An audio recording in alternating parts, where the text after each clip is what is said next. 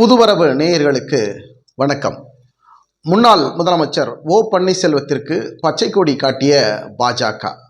ஓ Panneerselvam, TTV Dinakaran யாருடன் கூட்டணி அப்படிங்கிற டாக்கு தான் இன்னைக்கு அதிக அளவில் போயிட்டுருக்கு. பாஜகவுடன் கூட்டணி குறித்தான பேச்சுவார்த்தைகளில் ஈடுபட்டிருக்கிறோம் அப்படின்னு ஓபிஎஸ் தரப்பில் சொல்கிறாங்க. நேற்று காலை பார்த்திங்கன்னா அண்ணா திராவிட முன்னேற்ற கழகம் ஓபிஎஸ் அணி சார்பாக, அதாவது உரிமை மீட்பு குழு சார்பாக அவசரமாக ஒரு ஆலோசனை கூட்டம் காலையில் நடந்தது. அதனைத் தொடர்ந்து பார்த்தீங்கன்னா வேட்பாளர் மனு, விருப்ப மனு கிட்டத்தட்ட ஒரு 1000 மனுக்கு மேலே பெறப்பட்டிருக்காங்க. உடனடியாக மாலை 6 மணிக்கே பார்த்தீங்கன்னாக்கா உட்லண்ட்ஸ் ஹோட்டலில் விருப்ப மனு அளித்தவர்களுடன் நேர்காணலில் ஈடுபட்டார் முன்னாள் முதலமைச்சர் ஓ பன்னீர்செல்வம் அப்படின்னு நேற்று தொடர்ந்து நடத்தினாங்க. மாலை இந்த நேர்காணல் முடித்த பிறகு ஓ பன்னீர்செல்வம் தரப்பில் ஏதாவது ஒரு முக்கிய அறிவிப்பு வெளியாகும் அப்படின்னு எதிர்பார்த்தோம். ஆனால் வைத்திலிங்கம் என்ன சொல்லிட்டாருன்னா, 2 நாள் பொறுங்க, முக்கிய அறிவிப்பு அதிரடியாக வர இருக்கிறது, நல்ல செய்தி தான் வரும் அப்படின்னு சொல்கிறாங்க. ஓபிஎஸ் தரப்பில் இரட்டை இலை சின்னம் சார்பாகவும் ஓபிஎஸ் தரப்புக்கு தான் கிடைக்கும் அப்படின்னு ஓ பன்னீர்செல்வம் தரப்பில் விசாரித்த போது அவங்க ஒரு தைரியத்துடன், ஒரு நம்பிக்கையுடன் சொல்கிறாங்க. அதே போல் பார்த்தீங்கன்னா பாஜக கூட்டணியில் பேச்சுவார்த்தையில் நாங்கள் தொடங்கிட்டோம், எங்களுக்கு தான் அதற்குண்டான முடிவு சரியான முடிவு பாஜக எங்களுக்கு அறிவிக்க இருக்கிறாங்க, அதற்கான முன்னோட்டமாக தான் நாங்கள் இந்த நேர்காணல் நடத்திக்கிட்டு இருக்கிறோம் அப்படின்னு ஓ பன்னீர்செல்வம் தரப்பில் சொல்கிறாங்க. ஓ பன்னீர்செல்வமும் டிடிவி தினகரனும் பாஜக கூட்டணியில் உறுதி செய்யப்பட்டு விடுவார்கள், இன்னும் 2 நாட்களுக்குள்ள அவர்களுடைய இறுதியான கூட்டணி முடிவுகள் அறிவிக்கப்படும் அப்படின்னு சொல்கிறாங்க.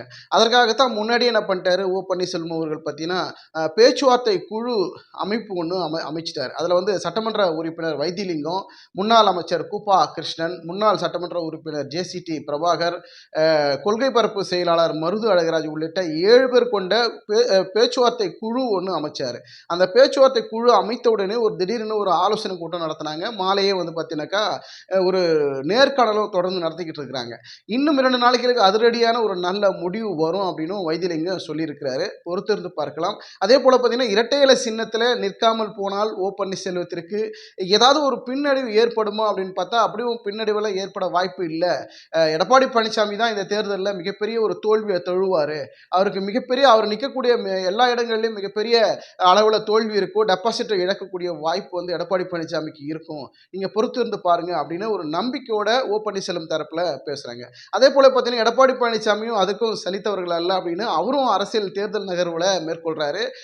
கூட்டணி குறித்தான பேச்சுவார்த்தைகளும் ஒரு தொய்வான நிலையில் இருந்தாலும் தேமுதிகவுடன் கூட்டணி இழுபறி இருக்கு, தொகுதி பங்கீடு பிரச்சனை இருக்கு. தேமுதிக கேட்கிற தொகுதி அதிமுக பொதுச் செயலர் எடப்பாடி பழனிசாமி ஒதுக்காததுனால அந்த அதிருப்தியில பார்த்தீங்கன்னா பாமக தலைவர் அன்புமணி பார்த்தீங்கன்னா திடீர்னு டெல்லி பயணத்தை மேற்கொள்றாரு. இந்த சூழல்ல ஒரு பரபரப்பான சூழல். அதுக்கு திடீர்னு என்ன பண்றாரு, நேற்று ஓ பன்னீர்செல்வம் ஒரு ஆலோசனை கூட்டம் நடத்திட்டு திடீர்னு நேர்காணல் வச்சிருக்கிறாரு. அந்த நேர்காணல்ல 40 தொகுதிகளுக்கு உண்டான பட்டியலில் பார்த்தீங்கன்னா எல்லாரும் அதிக அளவில் அந்த நேர்காணலில் பங்கேற்றிருக்கிறாங்க. அவருடைய விருப்பமனை தெரிவித்து எங்களுக்கு இந்த மாதிரி வாய்ப்பு கொடுங்க, நான் கண்டிப்பாக நாங்கள் வெற்றியை நிலைநாட்டுவோம், உங்களுடைய காலடியிலே சமர்ப்பிப்போம் அப்படின்னு பல தொகுதி வேட்பாளர் மனுவில் இருந்து சொல்லப்பட்டவர்கள் நேர்காணலில் அந்த கருத்துக்களாக பகிர்ந்திருக்கிறார்கள். பொறுத்திருந்து பார்ப்போம். நாடாளுமன்ற தேர்தல் நெருங்க இன்னும் ஓரிரு வாரத்தில் தேர்தல் தேதியும் அறிவிக்க இருக்கிறாங்க. இந்த சூழலில் ஓ பன்னீர்செல்வம் ஒரு குஷியான ஏற்பாட்டில் அந்த கூட்டணி குறித்தான முடிவுகளில் தெளிவான ஒரு ரிசல்ட் அவருக்கு பாஜகவிலிருந்து வந்திருக்கும், ஒரு முடிவு அவங்க சொல்லியிருப்பாங்க. அதனால தான் உடனடியாக இந்த நேர்காணல் நடத்துகிறாரு அப்படின்னும் அதிமுக வட்டாரத்தில் இருக்கக்கூடிய அதாவது உரிமை மீட்பு குழு ஓ பன்னீர்செல்வம் தரப்பிலிருந்து சொல்கிறாங்க. எடப்பாடி பழனிசாமி அவருக்கு இது ஒரு இடியாகவும் இருக்கத்தான் செய்யும். காரணம் என்னடா இது, ஓ பன்னீர்செல்வம் ஒரு தனி அணி அமைக்கிறாரா, ஒரு தனியான ஒரு ஃபார்ம் பண்ணி அவருக்கு உண்டான 40 தொகுதிக்கு உண்டான வேட்பாளர்களை தேர்வு பண்ணுறாரு. அது இது எப்படி இது சாத்தியம், ஒருவேளை இது யார் அவருக்கு ஐடியா கொடுத்தது, எந்த மாதிரி தைரியம் அவருக்கு?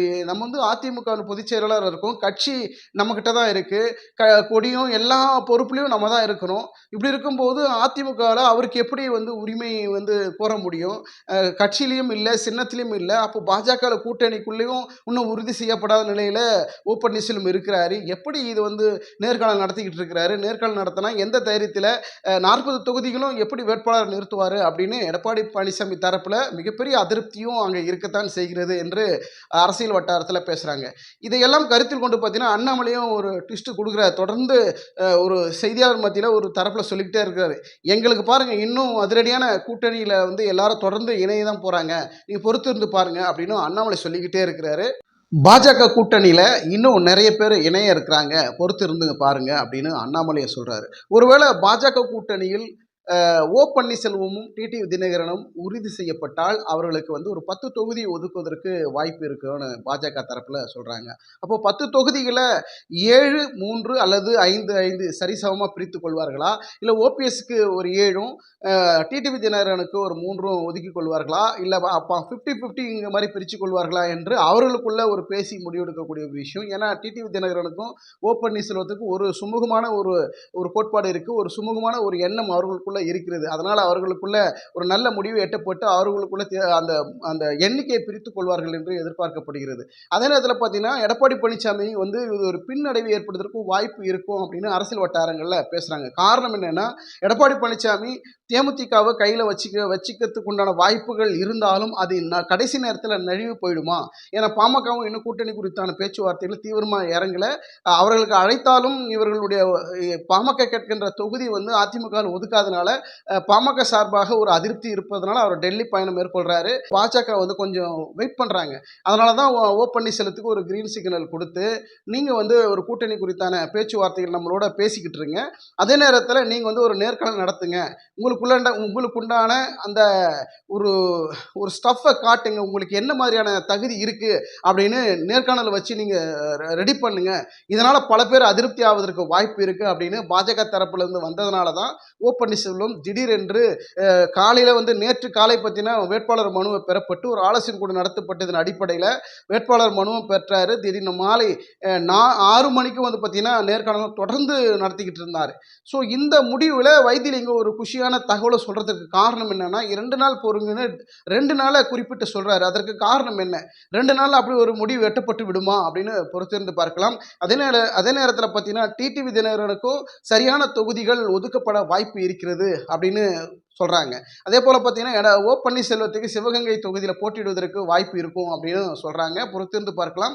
அதே போல் 40 நாடாளுமன்ற தொகுதிக்கு உட்பட்ட அனைவரிடத்திலும் நேற்று நேர்காணல் நடத்தினாங்க. இந்த நேர்காணல் இறுதியில் அதாவது இன்றோ அல்லது நாளையோ பாஜகவுடன் கூட்டணி சுமூகமாக முடிந்து விட்டது, எங்களுக்கு இத்தனை தொகுதி ஒதுக்கியிருக்கிறாங்க அப்படிங்கிற அறிவிப்பு பன்னீர்செல்வம் தரப்பிலிருந்தும் டிடிவி தினகரன் தரப்பிலிருந்தும் சொல்லப்படுவதற்கு வாய்ப்புகள் இருக்கும் அப்படின்னு பன்னீர்செல்வம் தரப்பில் நாங்கள் விசாரித்த போது இந்த கருத்து ஆழமாக பதிவு பண்றாங்க.